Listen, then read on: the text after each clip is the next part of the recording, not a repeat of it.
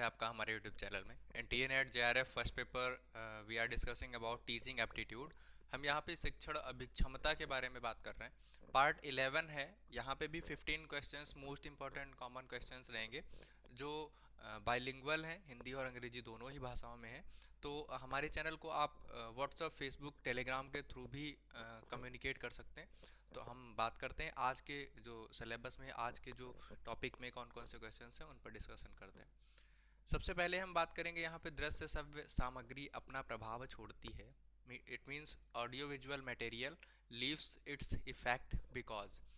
ये जो दृश्य श्रव्य सामग्री है, ये जो ऑडियो विजुअल मटेरियल है, ये किस प्रकार से इफेक्टिव है हमारी टीचिंग में, तो उस पर हम बात करेंगे। We have 4 options.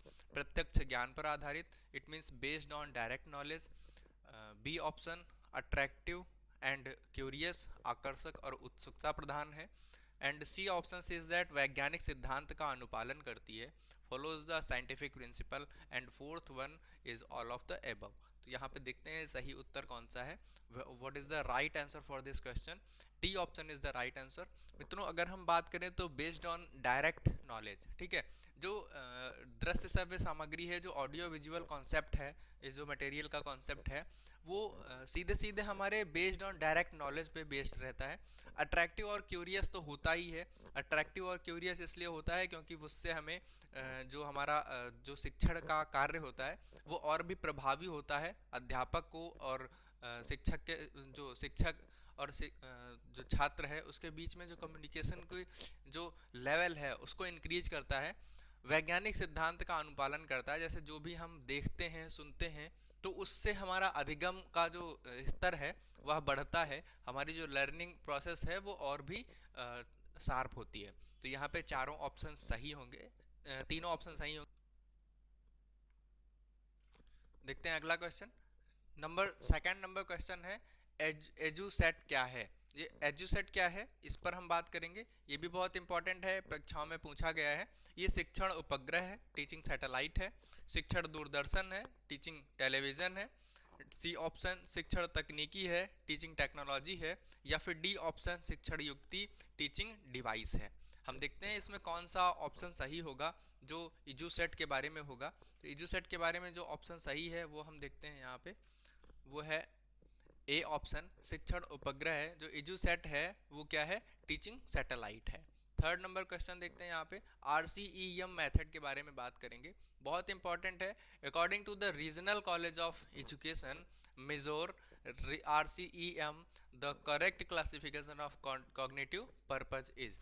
जो regional college of education Mysore है उसके अनुसार ज्ञानात्मक उद्देश्य का सही वर्गीकरण क्या है। तो यहाँ पे ज्ञानात्मक उद्देश्य के बारे में हम चर्चा करेंगे। ऑप्शन हमारा ए है sense experiment analysis synthesis and evaluation. तो यहाँ पे ज्ञान, बोध, विश्लेषण, संश्लेषण, मूल्यांकन। देखिए आरसीईएम मेथड के अनुसार 6 भाग होते हैं और ये 6 भाग कौन कौन से?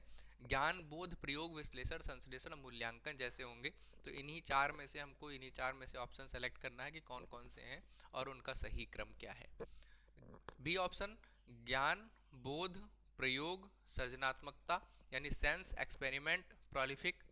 ज्ञान, बोध, प्रयोग, विश्लेषण, सृजनात्मकता, sense experiment analysis creativity. And D option says that ज्ञान, बोध, प्रयोग, विश्लेषण, संश्लेषण, सृजनात्मकता। तो यहाँ पे sense experiment analysis synthesis and prolific. सही ऑप्शन की तलाश में चलते हैं। सही ऑप्शन क्या होगा इसका? बी ऑप्शन सही होगा। और बी ऑप्शन क्या कह रहा है कि ज्ञान, बोध और सृजनात्मक प्रयोग और सृजनात्मकता। ये बिल्कुल सही उत्तर हो जाएगा। B option is the right answer for this question. Now we have fourth question. Inductive and deductive learning methods are. जो आगमनात्मक और निगमनात्मक विधियां हैं, ये इंडक्टिव और डिडक्टिव बहुत इंपॉर्टेंट पार्ट है। आगमनात्मक और निगमनात्मक, इन दोनों से ही प्रश्न बहुत बार पूछा गया है। पृथक पृथक है, सेपरेट है, एक दूसरे पर आश्रित है, इंटरडिपेंडेंट है, एक दूसरे की पूरक है, कॉम्प्लीमेंट ईच अदर, एक दूसरे से स्वतंत्र हैं, इंडिपेंडेंट ऑफ ईच अदर। तो यहाँ पे हमारे पास 4 ऑप्शंस हैं। हम देखते हैं सही उत्तर का क्या हो जाएगा। जो आगमनात्मक और निगमनात्मक विधियां हैं वह एक दूसरे की पूरक हैं, complement each other. Next question, fifth number question, the assignment method is complex format. अब यहाँ पे हम देखते हैं जो कॉम्प्लेक्स मटेरियल जो असाइनमेंट मेथड है, जो असाइनमेंट विधि है वह सम्मिश्रित स्वरूप है किसका? ए ऑप्शन कह रहा है व्याख्या प्रदर्शन विधि तथा व्यक्तिगत प्रयोगशाली विधि कार्य की, lecture demonstration method and personal practical work. B option project विधि एवं व्याख्यान विधि, project method and lecture method. C option heuristic विधि एक समस्या का समाधान विधि, तो heuristic method of a problem solving method. And D option says that इनमें से कोई नहीं। तो चलिए देखते हैं कौन सा ऑप्शन इसमें सही होगा। एक ऑप्शन सही होना है और वो है ए ऑप्शन व्याख्यान प्रदर्शन विधि तथा व्यक्तिगत प्रयोगशाली विधि। तो यहाँ पे ये ऑप्शन सही हो जाएगा, ए ऑप्शन इसका सही उत्तर है। 6 नंबर क्वेश्चन हम देखते हैं, audio visual content often increases. ये भी ऑडियो विजुअल कंटेंट से रिलेटेड है। दृश्य श्रव्य सामग्री प्रायः बढ़ा देती है, जैसा मैंने आपको बताया था, वह उत्सुकता बढ़ाती है, वह क्यूरियोसिटी बढ़ाती है, वह लोगों का ध्यान उस ओर आकर्षित करती है। देखते हैं छात्रों की धारणा, स्टूडेंट्स परसेप्शन, छात्रों का की अवधान, अटेंशन टू स्टूडेंट्स, छात्रों द्वारा विषय वस्तु की पहचान, identification of content bye students. And D option उपर्युक्त सभी। तो यहाँ पे सही उत्तर क्या हो जाएगा, इसकी तलाश में हम चलते हैं। सही उत्तर डी ऑप्शन हो जाएगा, जैसा कि हम सारी के बारे में चर्चा कर चुके हैं। 7 number question, concept formation is the foundation of. जो कॉन्सेप्ट फॉर्मेशन है, संप्रत्यय बोध संबोध की आधारशिला क्या हो जाएगी? तो कॉन्सेप्ट फॉर्मेशन के लिए हम देखते हैं ए ऑप्शन अवबोध एवं विश्लेषण, नॉलेज एंड एनालिसिस, रिलेट करता है टीचिंग लेवल से, स्तर से, स्मृति अवबोध और चिंतन, संश्लेषण एवं विश्लेषण से, सिंथेसिस एंड एनालिसिस, मूल्यांकन एवं विश्लेषण से, evaluation and analysis. And D option is that व्यक्तिगत एवं विश्लेषण, इंटरप्रिटेशन एंड एनालिसिस। सही उत्तर क्या हो जाएगा? जो कॉन्सेप्ट फॉर्मेशन है, छात्र का जो कॉन्सेप्ट फॉर्मेशन है वो किस पर डिपेंड करता है? तो ए ऑप्शन पे अवबोध और विश्लेषण, यानी नॉलेज एंड एनालिसिस। जैसे ही वह एनालिसिस करना स्टार्ट करता है तो उसका कॉन्सेप्ट फॉर्मेशन स्टार्ट हो जाता है। 8 नंबर क्वेश्चन, ब्लूम टैक्सोनॉमी पे डिपेंड करता है। ये ब्लूम टैक्टिक्स जो है आर रिलेटेड विद, ब्लूम का परीक्षा प्रणाली में अत्यधिक महत्वपूर्ण योगदान है। तो परीक्षाओं की प्रणाली के लिए ब्लूम की जो योगदान है वो क्या है? इसके लिए हमारे पास में कई सारे ऑप्शंस हैं, देखते हैं कौन सा सही होगा। ए ऑप्शन है परीक्षाओं का उद्देश्य आधारीय बनाकर पाठ्यवस्तु के महत्व को समाप्त करना। Bloom has a very important contribution to the examination system. B option अभिक्रमित अनुदेशन के अनुरूप उद्देश्यों को लिखना, writing objectives as per customize instruction. C option परीक्षाओं में क्रियात्मक उद्देश्यों को अत्यधिक महत्व प्रदान करना, giving utmost importance to functional objectives in examinations. And D option उपर्युक्त सभी सत्य हैं, all of the above is true. सही उत्तर क्या हो जाएगा? सही उत्तर देखते हैं हम यहाँ पे। The right answer of this question A option. A option क्या कह रहा है? ए ऑप्शन के थ्रू हम देखते हैं यहाँ पे परीक्षाओं को उद्देश्य आधारीय बनाना और पाठ्यक्रम के महत्व, पाठ्यवस्तु के महत्व को समाप्त करना।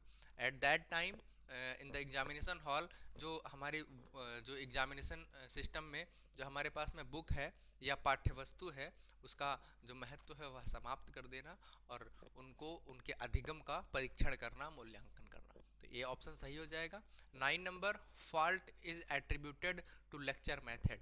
अब ये फॉल्ट एट्रीब्यूटेड क्या हो जाएगा? व्याख्यान विधि पर दोष आरोपित किया जाता है। क्यों?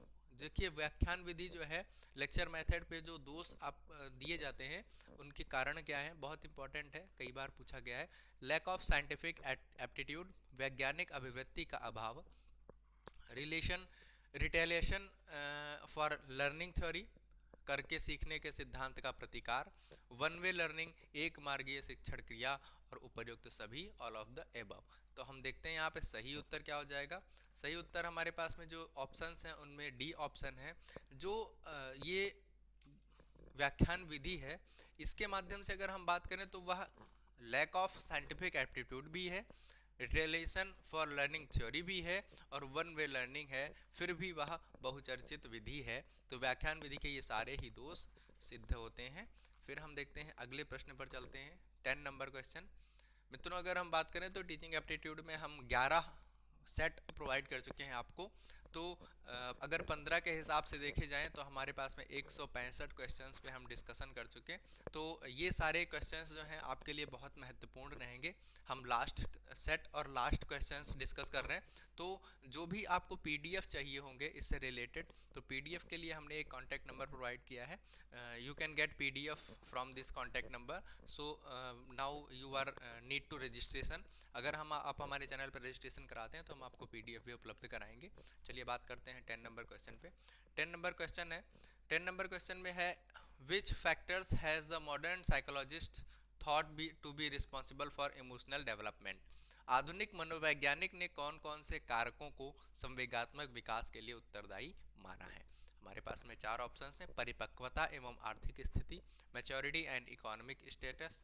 जो आधुनिक मनोवैज्ञानिक हैं उन्होंने संवेगात्मक विकास के लिए, जो इमोशनल डेवलपमेंट है, इमोशनल डेवलपमेंट के लिए कौन कौन से जो तत्व हैं उनको माना है। तो मैच्योरिटी एंड इकोनॉमिक स्टेटस, पर्यावरण एवं परिपक्वता, इन्वायरमेंटल एंड मैच्योरिटी, परिपक्वता एवं अधिगम, maturity and learning, and D option says that learning and environment. सही ऑप्शन की तलाश में चलते हैं। सही ऑप्शन इसका हो जाएगा सी ऑप्शन, मैच्योरिटी एंड जो लर्निंग है। तो यहाँ पे सही उत्तर क्या हो जाएगा, सी ऑप्शन, परिपक्वता और अधिगम जो है इनके लिए उत्तरदायी है, संवेगात्मक विकासों के लिए उत्तरदायी है।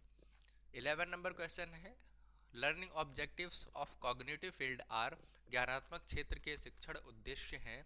ए ऑप्शन है ज्ञान बोध प्रयोग, knowledge sense experiment. B option है विश्लेषण संश्लेषण मूल्यांकन, एनालिसिस सिंथेसिस एंड इवैल्यूएशन। उपर्युक्त दोनों ही, both of the above. And D option उपर्युक्त में से कोई नहीं, नन ऑफ द एबव। सही उत्तर जो हो जाएगा वो है सी ऑप्शन। इसमें ज्ञानात्मक क्षेत्र के विकास उद्देश्य के लिए हमारे पास में सी ऑप्शन है, जिसमें दोनों ही रहेंगे, knowledge sense experiment, analysis synthesis evaluation. जो 6 चरण होते हैं वह 6 चरण इसके अंतर्गत रहेंगे। अब हम देखते हैं अगले क्वेश्चन के बारे में।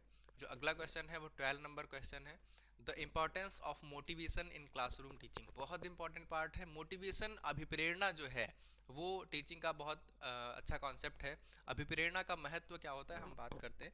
ऑप्शन ए है एम्पावरिंग स्टूडेंट्स बिहेवियर, छात्रों के व्यवहार को शक्ति प्रदान करना। बी ऑप्शन छात्रों के वांछनीय परिवर्तन में सहायता करना। Assisting students in desirable change, छात्रों के व्यवहार का संचालन करना। Conducting students behaviour, and all of the above, उपर्युक्त सभी। सही उत्तर क्या हो जाएगा, हमारे पास में जो सही उत्तर है अभिप्रेरणा के विषय में, उस पर हम चर्चा करते हैं। सही उत्तर हो जाएगा डी ऑप्शन। ये सभी बिंदु जो हैं, सभी पॉइंट्स जो हैं, all of the points are right for अभिप्रेरणा, मोटिवेशन। छात्रों के व्यवहार को शक्ति भी प्रदान करता है, वांछनीय परिवर्तनों में सहायता भी करता है, और व्यवहार का संचालन भी करता है, कंडक्ट करता है स्टूडेंट्स के बिहेवियर को। 13 number question, the project method emphasises. प्रोजेक्ट विधि में बल दिया जाता है। तो प्रोजेक्ट विधि में किस पर बल दिया जाता है, हस्त कार्य द्वारा सीखने पर, लर्निंग बाय डूइंग। जीवन कार्य द्वारा सीखना, लर्निंग बाय लिविंग। साहचर्य एवं सहयोग, बहुत इंपॉर्टेंट पॉइंट है, C option, learning through companionship and collaboration, उपर्युक्त तो सभी के द्वारा। तो प्रोजेक्ट विधि में बल दिया जाता है, तो ये हमारे पास में जो ऑप्शन रहेगा वो क्या रहेगा, सही, डी ऑप्शन, सभी पर। फिर हम देखते हैं जो प्रोजेक्ट विधि है उसमें इन सभी चीज़ों पर बल दिया जाता है, जो साहचर्य सहयोग जीवन के द्वारा और हस्त कार्य के द्वारा, सभी के द्वारा सीखा जाता है। 14 नंबर क्वेश्चन जो है वो है बेनिफिशियल एड। देखते हैं क्या है, beneficial aid in the attainment of learning objectives is the pair. अधिगम उद्देश्यों की संपूर्ण प्राप्ति में लाभदायक सामग्री है। तो उसके लिए हमारे पास ए ऑप्शन है tape, gramophone, Doordarshan. Tape, gramophone, television. Picture, pattern and movie. Educational, travel, language, lab and radio. Radio, Doordarshan and tape recorder. तो यहाँ पे सही उत्तर जो हुए वो हो जाएगा हमारा ए ऑप्शन, टेप, ग्रामोफोन और दूरदर्शन जो है अधिगम उद्देश्यों की पूर्ति में लाभदायक सामग्री युग्म है। 15 number and last question of teaching aptitude and of this set, of the following the audio visual material suitable for chain learning, निम्न में से श्रृंखलाबद्ध अधिगम के लिए उपयुक्त दृश्य सामग्री है। तो श्रृंखलाबद्ध अधिगम के लिए उपयुक्त दृश्य सामग्री दूरदर्शन, चलचित्र, ग्रामोफोन और रेडियो में से कौन सा ऑप्शन सही होगा? सही ऑप्शन की तलाश में चलते हैं। सही ऑप्शन हो जाएगा ए ऑप्शन, रेडियो, जो श्रृंखलाबद्ध अधिगम के लिए दृश्य श्रव्य सामग्री है। सॉरी, गलत हो जाएगा, यहाँ पे डी ऑप्शन होगा, ये ऑप्शन गलत लिखा हुआ है। डी ऑप्शन जो दूरदर्शन है वह दृश्य और श्रव्य दोनों ही सामग्री है जो श्रृंखलाबद्ध अधिगम के लिए उपयुक्त है। सब्सक्राइब करें। थैंक्स।